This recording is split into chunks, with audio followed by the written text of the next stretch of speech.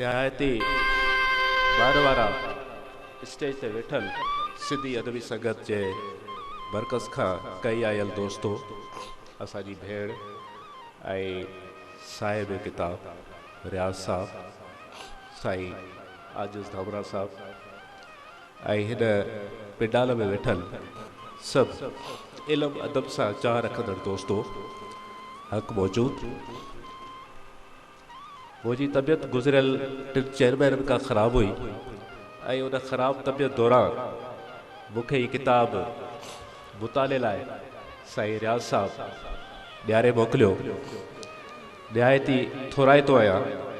ही किताब जीअं ई मूंखे मिलियो उन ॾींहुं ई मूं ही किताब पढ़ियो ऐं पोइ ख़बर पई त हिन किताब जो मुहूर्त बि आहे ऐं मुहूर्त उन ॾींहं ते आहे। उन जी चूंड जेका आहे उहा रियाज़ पाण कई त उन ॾींहं ते उन जी सालगिरह बि आहे। 3 अप्रैल ते जनम वठंदड़ रियाज़ साहब खे लख लख वाधायूं। चङी ॻाल्हि आहे जो पहिरीं मई ते कोन ॼाओ न त शिकागो जो शहीद थी वञे। असां जे हिन शाहपुर चाकर जी हिकिड़ी अलॻि तारीख़ आहे। उन तारीख़ में सिंधी अदबी संगत जो हिकिड़ो पंहिंजो उरूज रहियो आहे। अॼु बि आहे।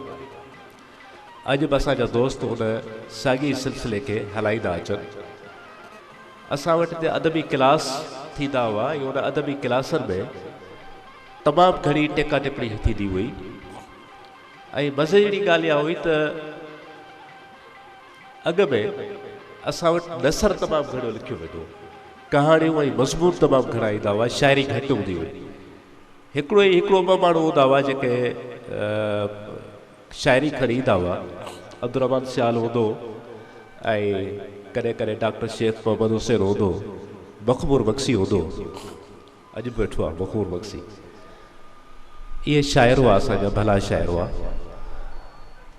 पर नसर तमामु घणो हूंदो। असां शाइरी लाइ सिकंदा हुआसीं ऐं हाणे असां नसर लाइ सिकूं पिया।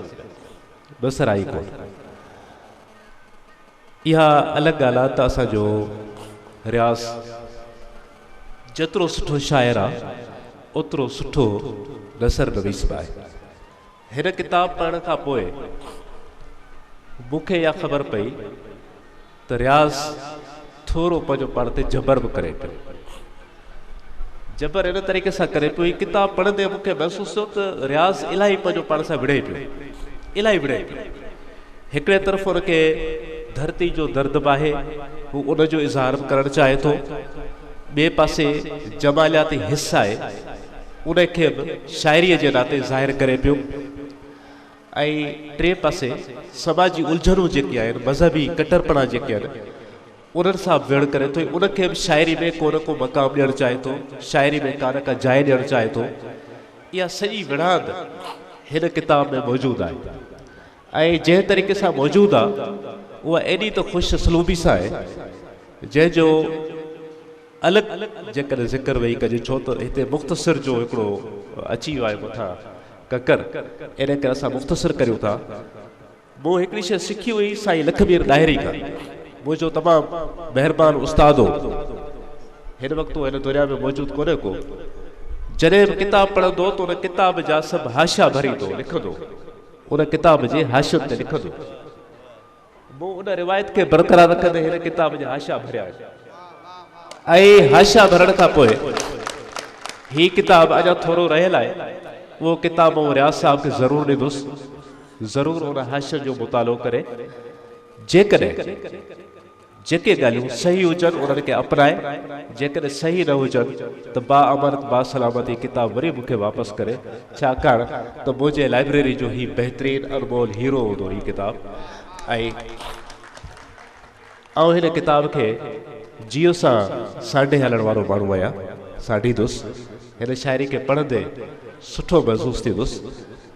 हिकिड़ी ॿी ॻाल्हि चवंदो हलां त जॾहिं असां शाइरी या का बि ॻाल्हि छपरायूं था, ख़ासि तौर ते डायरी जा वर्क छपरायूं था, त उन में जेको नज़म या जेका काफ़ी या जेको तव्हां हिन में घाड़ेटो लॻायो, उन में तव्हां तारीख़ ज़रूरु लिखो। त ही कहिड़ी तारीख़ ते तव्हां लिखियो आहे, कहिड़े हद ते लिखियो आहे, उन सां शाइर जे तसलसल जी ख़बर पवंदी त ही उन जो शुरूआती दौर जो शेर आहे, ही उन जे नौजवानी जो शेर आहे, ही उन जे बुढ़ाइप जो शेर आहे। दौर थियनि था न, उन्हनि दौरनि में असां हिन किताब खे विराए सघूं था। ऐं अलाह कंदो असांजो ही साथी नौजवान आहे, अञा खोड़सर अहिड़ा किताब मिलंदा त असां दौरनि में हिन किताब जो मुतालो कंदासीं। त उहा हिकिड़ी खोट मूंखे महसूसु थी। ॿी खोट थोरी हल्की आहे, उहा इज़हार कंदो हलां हुनजो ग्रामेटिक थोरी खोट आहे। हिन खे वरी जेकॾहिं प्रूफ रीडिंग सही तरीक़े सां कराइजे त ग्रामेटिक खोट आहे, किथे कामा या किथे जेके निशानियूं जेके थियनि थियूं ख़ासि तौर ते उनजी इलाही खोट आहे। हिन में टी ॻाल्हि जेका आउं ओवरऑल कयां थो हिन किताब खां हटी करे, उहा इहा आहे त डॉक्टर तनवीर अब्बासी जहिड़े तरीक़े सां हाइको खे कन्वर्ट कयो हो ट्रेडो में, उनजी तशरीह कई हुई। ऐं इहा हिकिड़ी सिंधी अदब में नई सिर्फ़ जी हिकिड़ी दाख़िला हुई।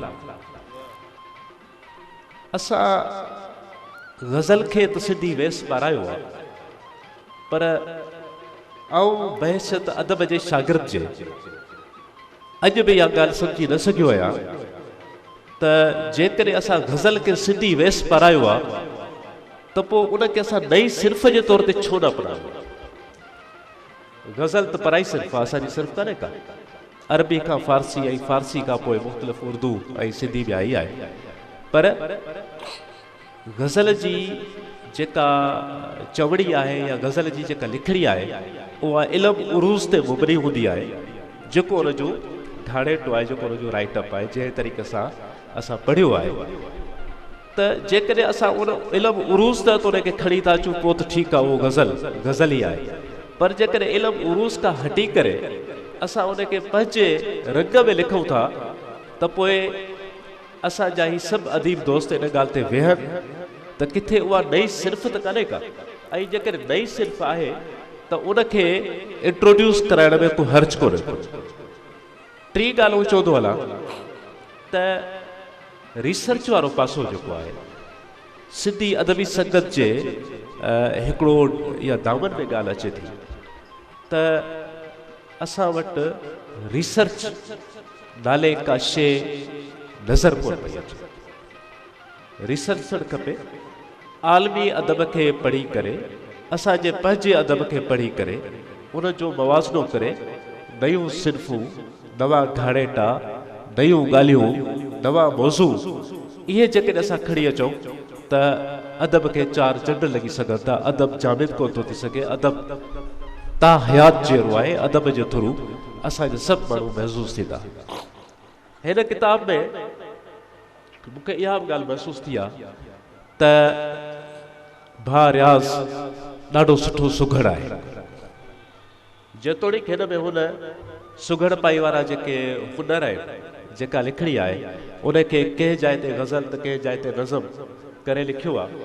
पर मुंहिंजे पंहिंजे नाक़स राय जे हिसाब सां जेकॾहिं असां उनखे लोक अदब ई रहणु ॾियूं त भली ॻाल्हि आहे।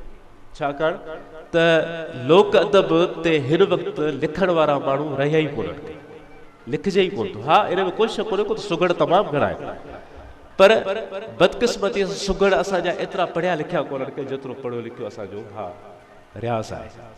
त लोक अदब खे बि असां जाइ ॾियूं ऐं उन में को बि हर्ज न हुजणु खपे त असां उनखे लोक अदब जे तौर ते ई मञता ॾेई ऐं हिकिड़ी सिर्फ़ जो हिन में इज़ाफ़ो करे असां इहो लिखूं त ही मुंहिंजो घाड़ेटो लोक अदब जो घाड़ेटो आहे। तव्हां सभिनी जी महिरबानी, मूं तव्हांजो तमामु घणो वक़्तु वरितो ऐं भा रियाज़ खे तमामु घणियूं मुबारकूं, तमामु घणियूं वाधायूं ऐं ज़िंदगी साथ ॾिनो त रियाज़ जा ॿिया बि किताब असां पढ़ण जी उमेद रखूं था। ऐं रियाज़ पंहिंजे जुस्तजू सां हिन दफ़े शाइरी खणी आवा, ॿिए दफ़े नसर बि खणी ईंदो ऐं ईअं ई असांखे किताब ॾींदो रहंदो ऐं असां पढ़ंदड़ उन मां महसूसु थींदा रहंदासीं। तव्हांजी महिरबानी।